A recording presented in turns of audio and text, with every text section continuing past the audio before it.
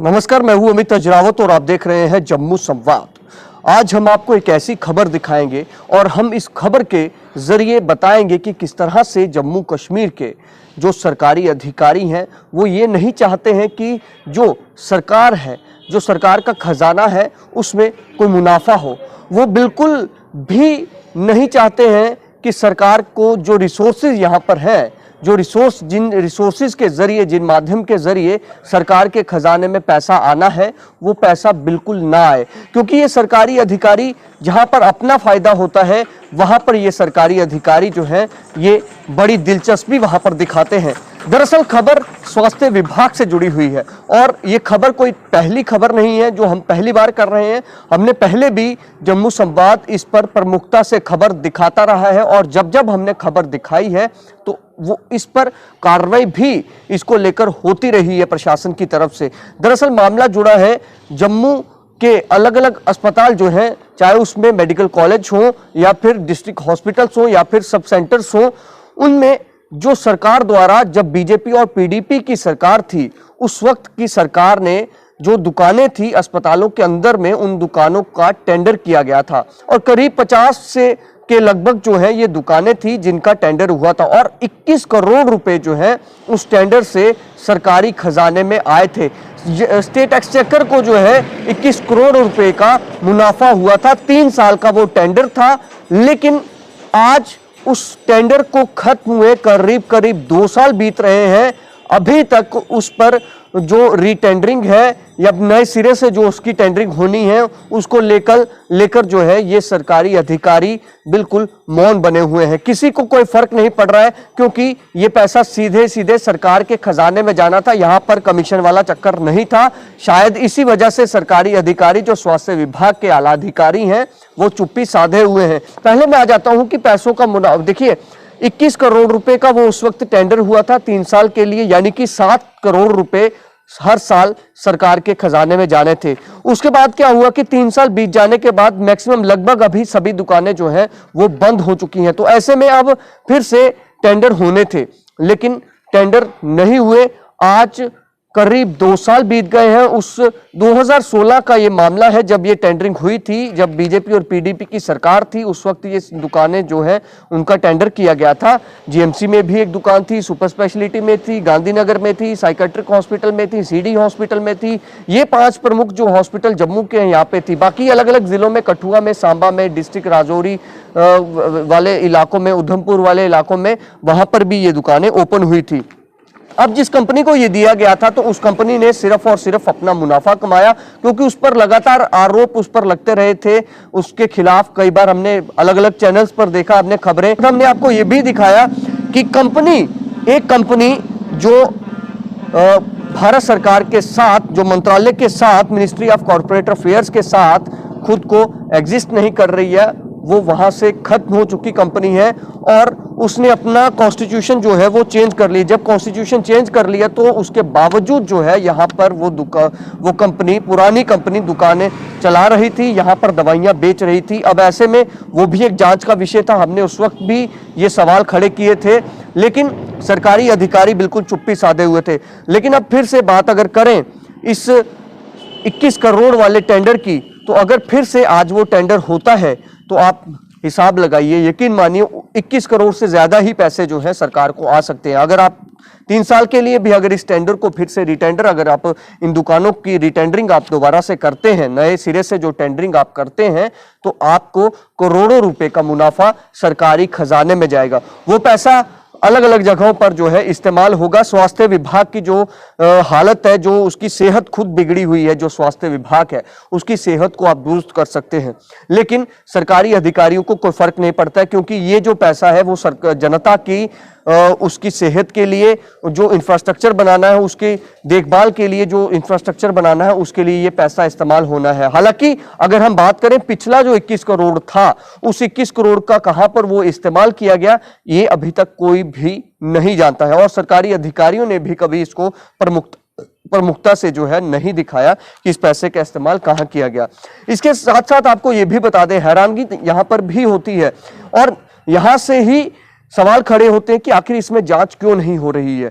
क्योंकि ये जांच का विषय इसलिए है हमने देखा था कि जो medical college, Jammu medical college है, जो गवर्नमेंट मेडिकल कॉलेज बख्शीनगर है, वहां पर जो दुकान इस टेंडर के जरिए जो दुकान खुली थी, वो किस तरह से करीब करीब 1 साल तक वो दुकान अपना टेन्योर पूरा होने के बावजूद, उसके बाद भी वो चलती रही वहां से, और कोई प्रशासनिक अधिकारी, ना तो जीएमसी प्रशासन ने उसमें जिम्मेदारी समझी, ना ही उस वक्त के जो मेडिकल कॉरपोरेशन के एमडी थे, जीएम थे, उन्होंने अपनी जिम्मेदारी समझी कि इस दुकान को जो है बंद किया जाए।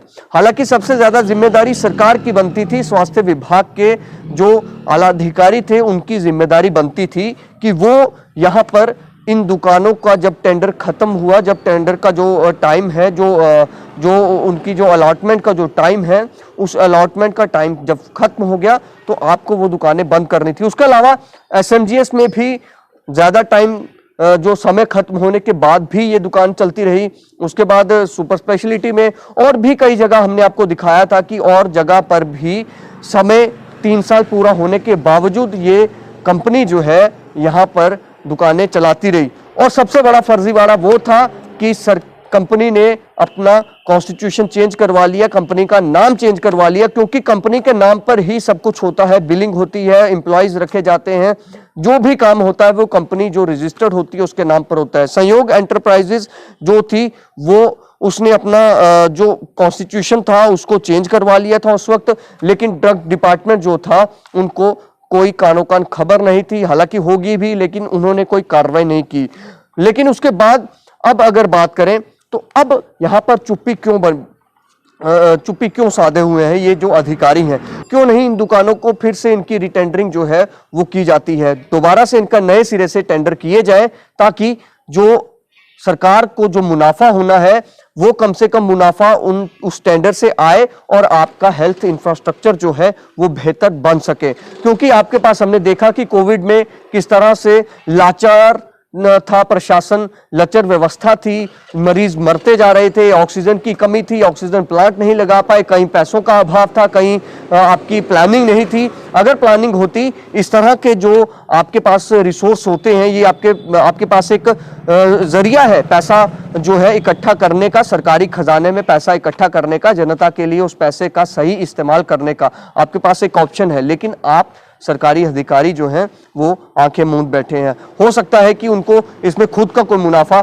ना दिख रहा हो, तो इसी वजह से कोई भी इस पर बोलने को राजी नहीं है। लेकिन बड़ा सवाल यह है कि क्या जहां पर अपना प्रॉफिट होगा, जहां पर अपना मुनाफा होगा, वहां पर आप बड़ी ईमानदारी दिखाएंगे?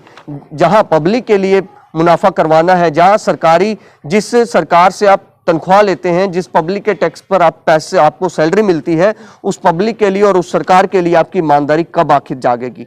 कब आप ईमानदार होंगे उस सरकार के लिए कि ये 2 साल तक वो कंपनी, 2 साल अब हो चुके हैं, दुकानें बंद हैं, उनको फिर से अब नए सिरे से उनका टेंडर होना है, तो आज अभी तक आप उनका टेंडर नहीं करवा रहे हैं। दूसरा, अगर ये दुकानें खुलती हैं तो जो पब्लिक, आपको पता है सुपर स्पेशलिटी हॉस्पिटल से आपको कहाँ निकलकर वो पिछली और जो है पीछे का रास्ता जो है जाता है, वहां पर आपको जाना पड़ता है दवाइयां लेने। तो ऐसे में जब दुकान हॉस्पिटल के अंदर अगर खुलती है फिर से, तो जो नए सिरे से टेंडर होते हैं, दोबारा से दुकानें वहां पर खुल जाती हैं, तो लोगों को ही फायदा होगा, किसी को कोई ये फायदा नहीं है। पब्लिक को जो है, जो प्रताड़ना होती है, बाहर जाना पड़ता है दवाई लेने, वो नहीं जाना पड़ेगा मरीजों को। इसलिए सरकारी अधिकारियों को चाहिए, एलजी प्रशासन को चाहिए, और जो इस वक्त सेक्रेटरी हैं हेल्थ एंड मेडिकल एजुकेशन के, उनको चाहिए कि वो इसमें इंटरवीन करें और कम से कम अपने इन जो आपके ये जो अधिकारी हैं जो लापरवाही वाला रवैया अपनाकर बैठे हुए हैं, उनसे ये पूछा तो जाए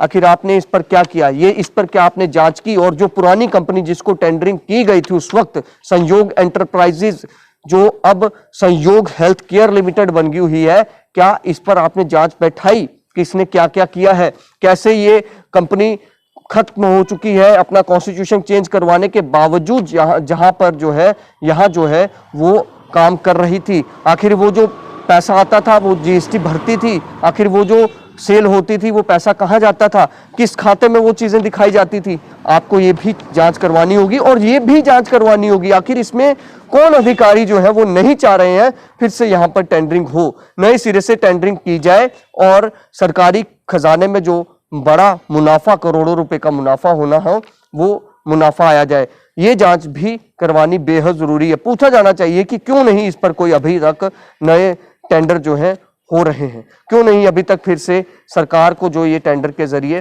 पैसा अभी तक उनके खजाने में आया है। फिलहाल देखना ये है कि अब इस खबर के बाद ये प्रशासन जागता है या फिर यूं ही सोया रहेगा। फिलहाल देखते रहे जम्मू संवाद। नमस्कार। SP Smart School announces registrations for new admissions for class 11th and 12th. Admission open till availability of seats. Visit www.spsmartschools.com.